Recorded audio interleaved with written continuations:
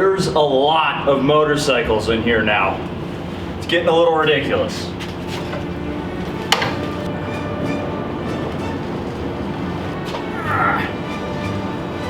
Oh, so much lighter.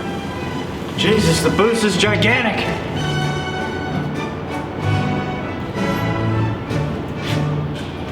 What's going on, everybody? Welcome back to another episode of the Beginner Bike Giveaway Series. Today we have a pair of DRZ400s, which the more astute viewers will know, this is a Sumo, and that's a Dualsport. What are the differences? Who would want what bike? We're gonna figure all of that out today, so let's dive right in.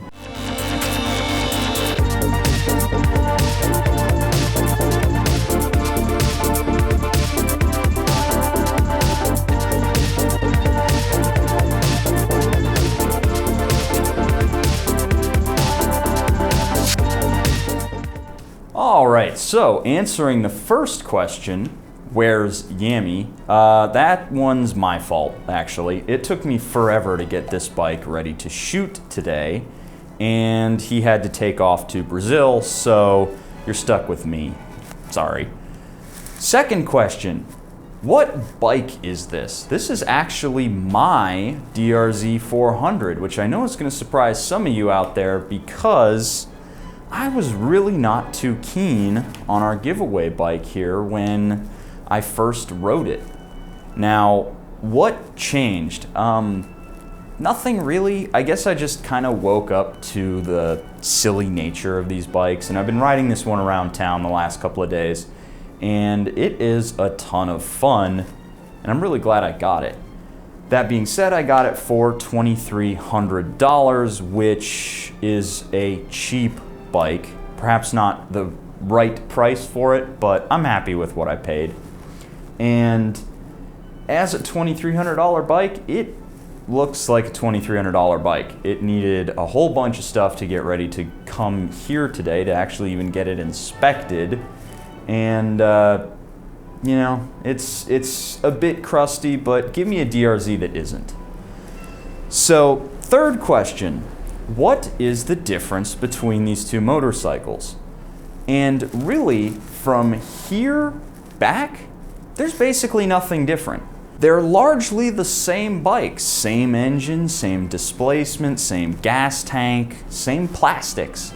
They really are very similar, which is why a lot of normies out there would see, well, it looks like a dirt bike, it's got spoke tires like a dirt bike. It sounds like a dirt bike, but this really isn't a dirt bike anymore, whereas this is still every bit of a dirt bike. Now, why is this not really a dirt bike? Well, it starts with the tires. So my DRZ400 here, which is not a conversion, this is actually the DRZ400 SM, which is the factory conversion. My DRZ here has a 120/70/17 in the front. What does that mean? It's 120 wide, it is 70 tall, and it is 17 in diameter. I believe it's millimeters, inches. And this, I don't know exactly its proportions. I do, however, believe it is a 90 width, and it is a 21-inch diameter tire, and those are really the two important metrics. So that tire there is really meant for carving it up on dirt, really kind of bombing a trail. It'll hold your line a little better. Say, for example, you hit a rock, it's not going to really bounce out of the way, whereas this will really track and find all the rocks, and you'll feel it in the handlebars. But if you put this bike on the street, that 120 in the front really gives you a lot of grip to play with, whereas this it's kind of either upright or falls over. Now, moving on from the wheels itself, the next major difference is actually the brake rotors. So if you look at this, as I zoom in, this has a really big 300 and something rotor. I believe it's a 310 or a 320. This is way smaller. So what that means is that this motorcycle is going to tow itself to a stop a lot faster if you squeeze on the brakes. Some of you will know that our major complaint about this DRZ400 here, aside from the fact that Yammie runs out of gas every time he gets on it, is that the front brake feel is really mushy, really wooden, and just kind of crummy. The bike doesn't really want to stop. But again, you got to think, where is this bike meant to be? If you're in the dirt with a really big, bitey front rotor like this, you may lock your front tire up too quickly and wash yourself out in soft, silty soil. So really, again, it's going to just put another point into the street worthiness of this motorcycle over the dirt worthiness of this one. The final major difference between these motorcycles is the front suspension, okay? Now, this is going to get me flamed in the comments, and I know it is, but I'm gonna say it anyway. The average person is not going to notice the difference between an inverted front fork and a standard front fork, or a right side up. You just aren't. If you're really, really getting after it, like you're a pro on a track or something like that, yes, then you will want an inverted front fork over an upside down, or I'm sorry, a right side up. Or if you're really carving it in the dirt, you're gonna want that standard fork versus this upside down one here. But for your average Joe, because these have the exact same rebound, compression, damping, all of that good stuff, they're really not gonna feel the difference. Maybe just in your head, you're thinking that because this is an inverted front fork, it's allowing you to carve a little bit better, it's giving you a little bit more confidence. And maybe in your head, you're thinking that this is a little bit too mushy because it's an inverted setup. But again, I really don't think you're gonna feel the difference, though it is worth noting. Now, two little things I do wanna bring up between these two bikes before we get on the road is that this, because of the smaller front tires, actually does sit a little bit lower. The front suspension, it's not any less long, but it does have a little bit less ground clearance because of these 17 inches in the front and the back, and what I believe are the 2119s on here. This bike actually physically sits a little bit lower. If you look at these two peaks here, these are the same part, but it's just physically down about an inch or so. What does that mean? Well, again, it's another nail in the coffin of this bike's off-road worthiness, I suppose. But you can see that it's sitting a little bit lower, so you'll actually probably be able to bottom this motorcycle out just a little bit quicker. Now, again, will the average person really find that limit? Probably not. But for somebody who's really bombing it off-road, you're gonna want just a little bit more ground clearance, because ground clearance really is the name of the game. Now, secondary to that is because this motorcycle sits a little bit lower, its seat height is actually a little bit lower. Unfortunately, I have a taller aftermarket seat here, but if I were to throw our standard Suzuki seat on here, you'd actually be able to see that it sits down probably about an inch or inch and a half lower. So if you are somebody out there who's really dead set on getting a DRZ400, because I know some of those folks exist, the Sumo is probably going to be a little bit more comfortable for somebody vertically challenged, right? Now, unfortunately, it's not going to be that much more accommodating because it is still a DRZ. Its seat height is still very tall, even with that really meaty seat on here. You can see it still comes up to almost my hip, whereas this guy here will rise to just a little bit more. You know, here it's probably about a half an inch, but again, that's going to be due to my aftermarket seat there. So that about does it for just kind of a general overview of the specs between these two bikes. I didn't want to shout too many numbers at you guys because with it being just me here, it's probably a little bit less entertaining. But I did want to just show them side by side because there are some kind of glaring differences. Now what we're going to do is we're actually going to take my DRZ400 out here for a ride in the hills. We're going to take it on some faster highway-esque roads, and we are going to run it through the city just to kind of talk a little bit about how the bike handles in different situations compared to our DRZ400S here. So stay tuned, it'll be a little bit more fun, a little bit more interesting than looking at a stone wall here. So let's dive right into that. All right, so here we are in downtown Austin, heading south over the Congress Street Bridge on my DRZ400. The main thing that I wanted to talk about here as we're making our way out to a twisty road is just how the DRZ feels in the city, and it feels good. You know, it's nice to be taller than some of these other trucks and pickup trucks, where as opposed to on my Interceptor, I'm kind of low down.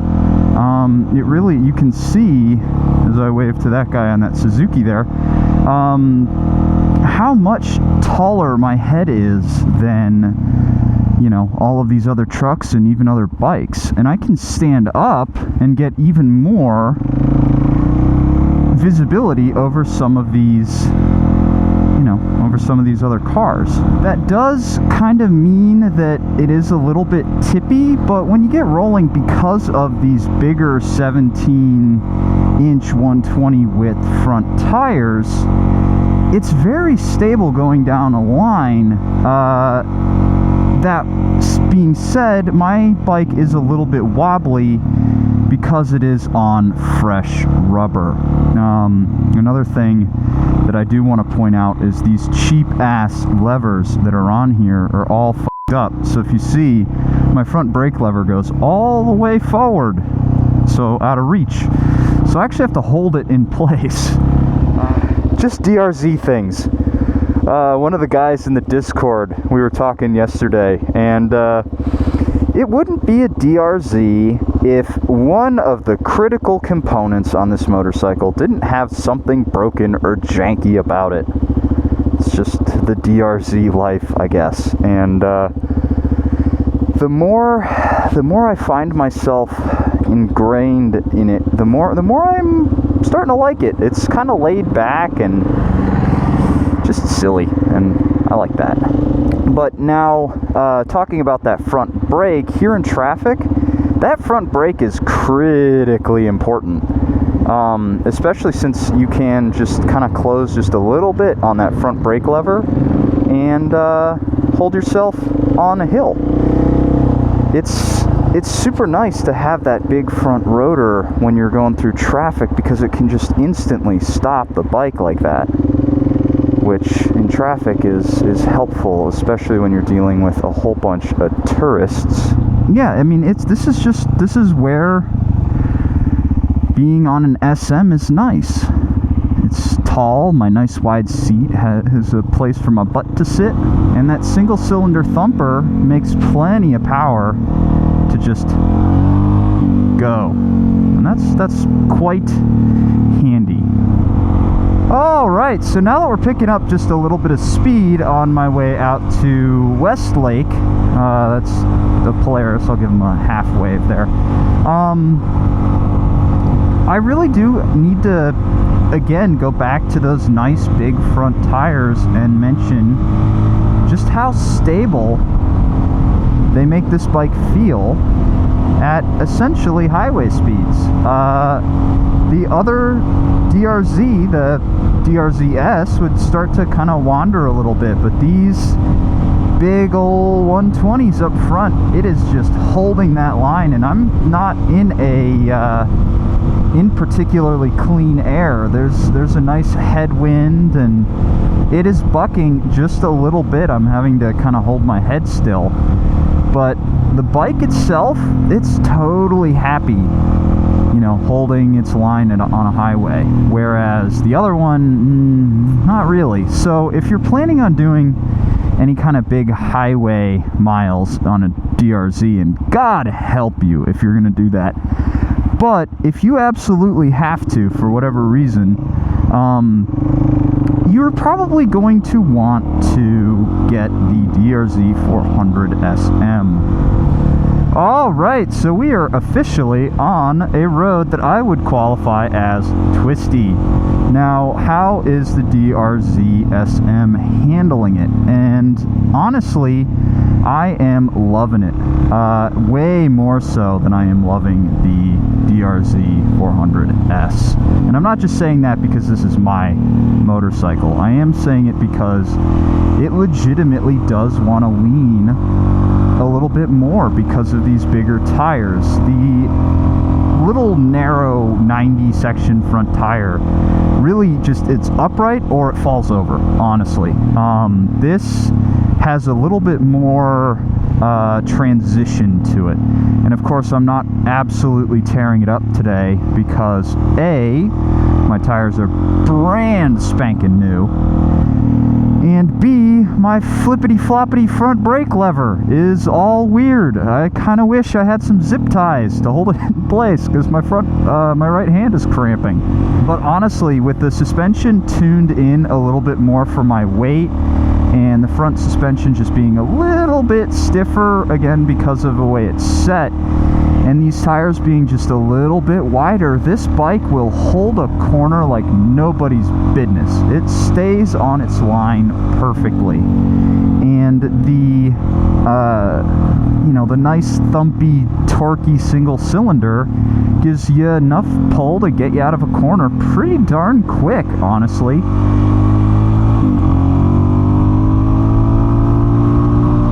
I mean, it's not going to win any races unless it's racing other DRZs.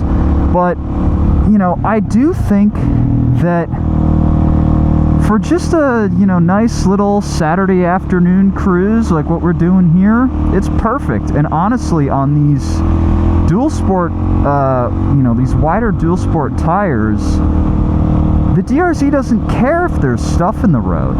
You can just roll right over it. Obviously, you probably don't want to hit dead squirrels or, you know, boards with nails in them or anything. But, you know, you can hit a pothole, you can hit a nice gravel patch and be totally fine. The only thing that does kind of bug me, and this is just inherent to big thumpers like the DRZ, is everything shakes. It just, this bike shakes itself to pieces at speed. Literally everything's vibrating. I can barely feel my fingers, mostly because I actually don't have bar weights in here right now. This afternoon I'm getting some front bark buster guards, just to kind of complete that sumo look. But, you know, that just comes with the territory on these thumpers. They're just very vibey. You can rubber mount some stuff, but you know, it's no matter what you do, it is going to literally shake everything to pieces, which is probably actually what happened to my front brake lever now that I think about it. Now, the one place I can't really speak to these bikes is off-road. Unfortunately, I just don't have enough acumen off-road to be able to say that this can keep pace with the DRZ400S. However, just because of that front tire, just because of the slightly lower ground clearance, bigger front brakes, and this actually has steel lines on it too, I could imagine this being a little bit of a bear off-road, but we do have a little bit of a gravel patch coming up here on the right. You know, you can, it's fine. It's let's hit this big bump here. Whoops. you know, no problem. It is basically just feels like it's all road, honestly. This thing is just going to chew it all up, no problem. See, just, I can basically ride on the shoulder if I want to, and then go up, and over. And there's a speed bump here, but ha ha ha ha, my DRZ laughs in its face. So it's imagine a stat star. For those of you guys who've played video games before, you know what I'm talking about. It's that little diagram that has, you know, your character stats on it, and there's a little polygon in the middle that shows you, is it more this, is it more attack, is it more strength, is it more defense, all that good stuff. Imagine the stat star of this bike is basically, it's a triangle, right? Street, highway, dirt. It's literally just a perfect triangle. Now, on the DRZ400S, it's really not. It's more of an equilateral triangle.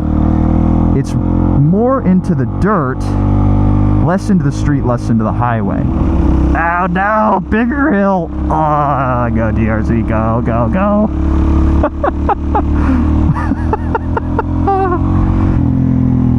It's just stupid fun, man. It really is. Oh my god.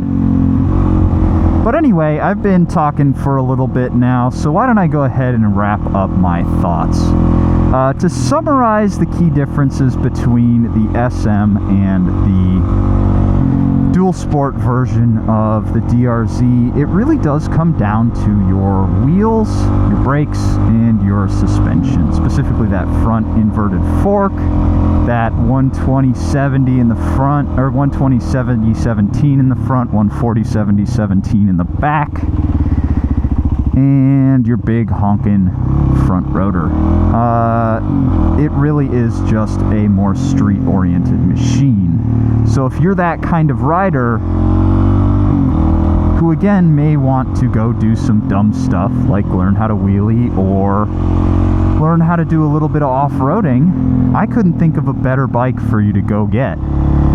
And then for somebody who is really looking to do some more serious trail bombing, and I know people are like, oh, the DRZ is not a real Dualsport, it's too big, it's too heavy. Yeah, who cares? It's still a Dualsport. I've seen people, you know, make adventure bikes out of DRZs before. So if you're really trying to do some trail bombing on the DRZ, you're going to want to do the Dualsport edition of that motorcycle. Now, if you want to go ahead and win our giveaway DRZ or our CB650R or the Ninja 400, or if you just want to hang out with Yam or me or the rest of our great Discord community, go ahead and click the links in the description below. Get yourself entered to win. You can sign up completely for free, enter with a merch purchase, and we're currently working on a nice little surprise project for the Busa. So if you want to know what that is or help vote on future Busa mods, you're going to want to jump into the Discord server. It really is a lot of fun. So if you're interested in any of that, hop in the description, click the links in the description below, get yourself entered, and I will catch you guys next time. I'm probably gonna, you know, stay out here a little while and run around on my dumb little DRZ, because my god, it's fun, and what a beautiful day it is in Austin. I'll catch you guys later.